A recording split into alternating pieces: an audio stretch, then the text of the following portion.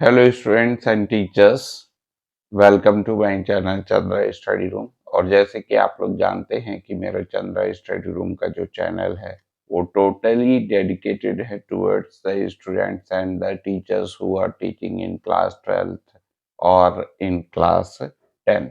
तो आज जो है, आज के वीडियो में मैं आप लोगों के लिए जो है वो, जैसे कि आप लोग ये रिसेंटली जो अभी हमारा 2024 का जो बोर्ड का एग्जाम हुआ था, जो 12th बोर्ड का एग्जाम हुआ था, उसका सेट बी इंग्लिश का ये पेपर है। और आज इस पेपर का मैं आप लोगों को एनालिसिस करके बताऊंगा कि किस प्रकार से इस पेपर को आप जो है वो इजीली सॉल्व कर सकते हैं। देखिए, आंसर्स भी जो है वो उतने मायने नहीं रखते, but how to get these answers that more matters. मतलब आपको जो है वो, जैसे इसमें आप लोग जानते ही हैं कि 3 सेक्शन होते हैं। जो इंग्लिश का जो क्वेश्चन पेपर होता है उसमें 3 सेक्शन होते हैं। सेक्शन ए, सेक्शन बी और सेक्शन सी। और सेक्शन ए में जो है वो आता है एक रीडिंग कॉम्प्रिहेंशन, जिसमें आपको जो है वो दो क्वेश्चंस जो है वो मेन रहता है इसमें। और ये क्वेश्चन पेपर का ब्लूप्रिंट तो आप लोग जानते ही होंगे, और ये क्वेश्चन पेपर को भी जो है मैं अपना जो मेरा ब्लॉग है वहां पर मैं कुछ दिन में ही इसका आंसर भी अपलोड कर दूंगा। But this time I will only analyse the question paper. Okay, तो जो है वो चलिए जल्दी से शुरू करते हैं। तो देखिए, ए में जो है वो, सेक्शन ए जो है वो हमारा रीडिंग कॉम्प्रिहेंशन का सेक्शन है। और इसमें जो है वो एक पैसेज आया है, sleep is essential for a persons health. जो स्टूडेंट्स इस पेपर को दे चुके हैं वो लोग अच्छे से जानते हैं, और वे लोग भी जो है वो अपना एनालिसिस कर सकते हैं कि how they have gone through the paper or how they have performed in their examination. अभी तो जो है वो कुछ दिनों में रिजल्ट भी आने वाला है, तो that doesn't matter very much. But जो नए स्टूडेंट्स हैं who are going to the class 12th this year, उसके लिए इस क्वेश्चन पेपर का एनालिसिस जो है वो दैट इज मस्ट। तो आप लोगों को जो है वो सुन लेना चाहिए किस किस प्रकार से जो है वो हम इस क्वेश्चन पेपर को सॉल्व करें, या इस प्रकार का जो यदि क्वेश्चन पेपर उनके पास आता है तो उसको जो है वो किस प्रकार से उनको सॉल्व करना चाहिए। तो देखिए, पहला जो नियम है कि यदि आप, कोई जरूरी नहीं है कि आप जो है वो क्वेश्चन पेपर को सेक्शन ए से ही शुरुआत करें, क्योंकि यदि आप लोग देखेंगे तो सेक्शन ए में जो है वो पहले तो एक फुल पैराग्राफ देगा, उसके बाद जो है उसमें 12 नंबर का प्रश्न आएगा, जिसमें आपका जो है वो 5 नंबर का मल्टीपल चॉइस क्वेश्चन आता है। फिर 7 नंबर का जो है वन लाइनर क्वेश्चंस आते हैं, मतलब you have to write that answers in just one line. Okay, तो जो है वो किस प्रकार से इसको तो ये जो सेक्शन ए का जो पोर्शन है, इसी में ही जो है वो आपका बहुत ज्यादा टाइम कंज्यूम हो जाता है। तो इससे बचने के लिए आप ऐसा कर सकते हैं कि जो है वो सेक्शन बी को पहले जो है वो आप सॉल्व कर लो। उसके बाद जो है, मतलब जिसका आंसर आपको सबसे बेस्ट तरीके से पता है उसको पहले आप कर लो। इससे क्या होता है कि जो वेलवर होता है उसके माइंड में आपका एक जो है वो पॉजिटिव इमेज बनता है कि हाँ, इस स्टूडेंट्स ने देखो कितने अच्छे तरीके से जो है ये इसको किया है।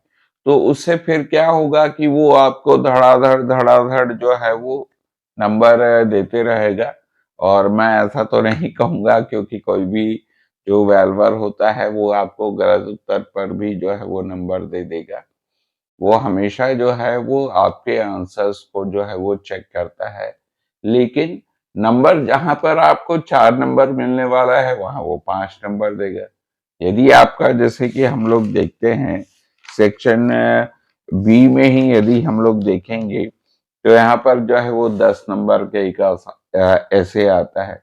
जनरली जो भी वैल्वर होता है वो आपको जो है वो बहुत अच्छा, आपने ऐसे जो है वो बहुत अच्छा लिखा है तो ही जो है वो आपको full marks means, I am not saying that they will give you 10 out of 10। Valuer to valuer it differentiate, मतलब हर वेल्वर से जो है वो, हर एक वेल्वर जो है वो अपने अपने तरीके से जो है वो नंबर्स देता है। लेकिन मैं ये मानता हूं कि यदि आपने अच्छी शुरुआत की है तो वहां पर जो है जहां आपको 7 नंबर मिलना चाहिए वहां 8 नंबर भी दे सकता है, 9 नंबर भी दे सकता है। मतलब उसके दिमाग में जो है वो एक पॉजिटिव इमेज आना चाहिए। तो सबसे पहले चलिए मान लो हम लोग परंपरागत तरीके से ही जो है वो सेक्शन ए से शुरुआत करते हैं। तो पहले आप जो है वो पैसेज को पूरा मत पढ़िए। पहले भी जो है मैं अपनी क्लासेस में कहता आया हूँ कि पूरी तरीके से जो है वो पैराग्राफ को या जो पैसेज है, अनसीन पैसेज है, उसको पढ़ने की जरूरत नहीं है, क्योंकि उससे ज्यादा, बहुत ज्यादा आपका टाइम वेस्ट होता है। तो सबसे पहले तो आप ये कीजिए कि जो क्वेश्चंस हैं उसको पढ़िए और उसका आंसर जो है वो पैसेज में फाइंड आउट करने की कोशिश कीजिए। उसके बाद जो आता है सेक्शन ए में ही फिर से एक पैराग्राफ आता है और वो पैराग्राफ जो है वो आपके लिए 2 क्वेश्चन उसमें होते हैं। On the basis of that paragraph you have to make a note making. Note making जो है वो आपको करना होता है। नोट मेकिंग आपके स्कूल के टीचर्स आप लोगों को करवाए होंगे, या नोट मेकिंग के यदि आप लोग जो है वो तरीका समझना चाहें तो जो है वो मेरे इसी चैनल पे ही जो है वो कुछ वीडियो अपलोड्स हैं जिसमें नोट मेकिंग किस प्रकार से किया जाता है उसको मैंने बहुत ही साधारण तरीके से आप लोगों को समझाया है। प्लस मेरा जो ब्लॉग है चंद्रा स्टडी रूम .blogspot.com, जो आपको गूगल सर्च करने पर मिल जाएगा, चंद्रा स्टडी रूम। तो वहां पर भी जो है वो हाउ टू मेक नोट्स और उसके कुछ एग्जाम्पल्स भी दिया गया है, तो वहां से भी जो है वो आप लोग देख सकते हैं। तो जब हम लोग नोट मेकिंग करते हैं तो स्पेशली आप नोट मेकिंग जो है वो जितना शॉर्ट से शॉर्ट हो सके उतना अच्छा है। दूसरा जो क्वेश्चन इसमें आता है समरी राइटिंग का, तो समरी राइटिंग का नियम ये है कि यहाँ पर समरी राइटिंग जो है वो हमेशा 1/3 में किया जाता है। फॉर एग्जाम्पल, यदि आपका जो है वो पूरा का पूरा जो पैराग्राफ है वो 180 वर्ड्स या 200 वर्ड्स में है तो 1/3 दैट मीन्स 60 वर्ड्स। यहाँ पर जो है वो सेक्शन बी में जो है वो सेट के अनुसार जो है वो क्वेश्चन को आगे पीछे किया जाता है। क्वेश्चंस वही रहते हैं, लेकिन जो है वो हो सकता है कि किसी सेट में ग्रामर का जो क्वेश्चन है वो पहले आ जाए और किसी सेट में जो है वो ग्रामर का क्वेश्चन जो है वो 3rd नंबर पर आए, है ना। तो जनरली लेकिन जैसे हम लोग देखते हैं कि इसमें जो है वो फर्स्ट क्वेश्चन जो होता है that is about the letter writing और नोटिस राइटिंग।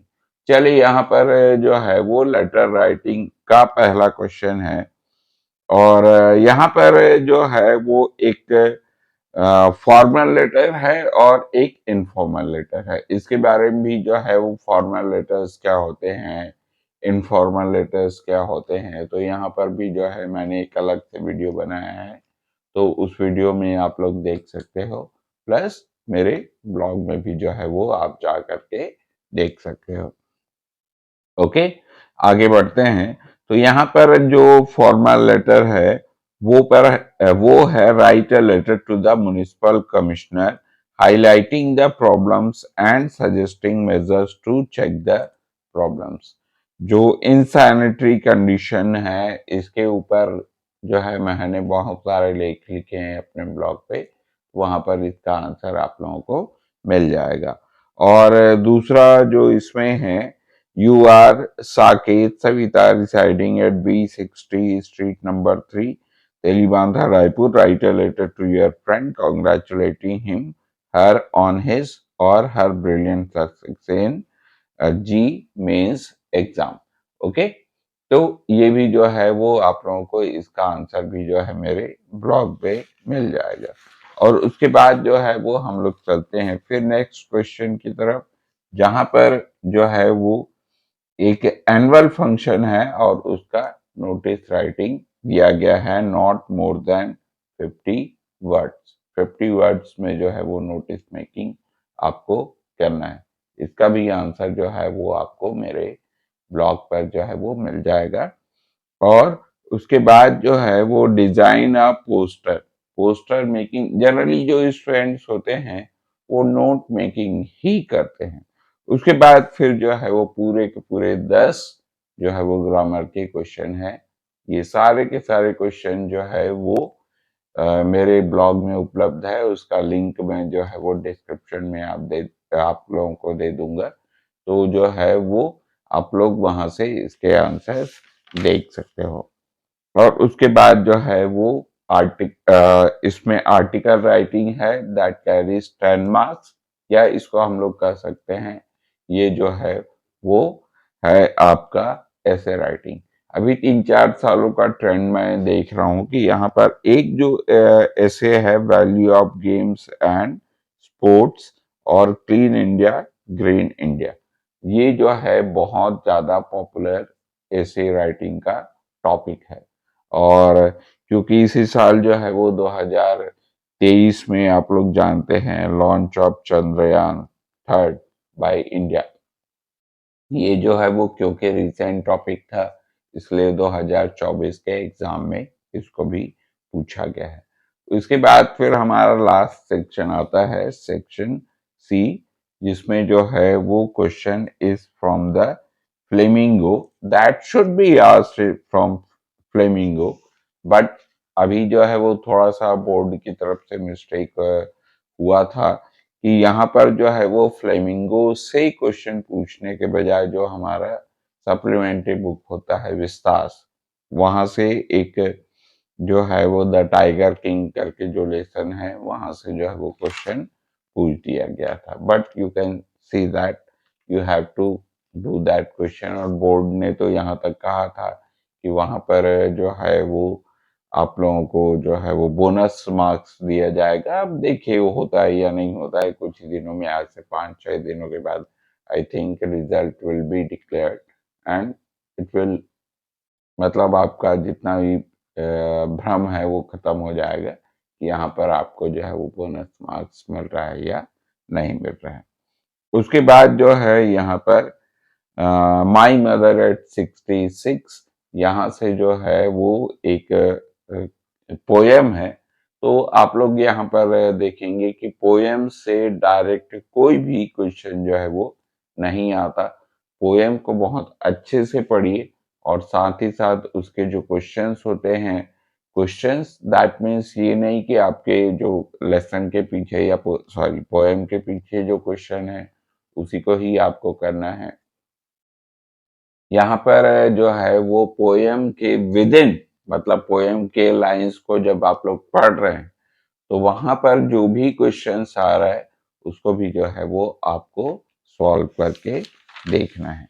ओके, उसके बाद हम लोग बढ़ते हैं जो, तो यहाँ पर आपका जो है 4+4 8 मार्क्स हो गया and then 22 marks are remaining.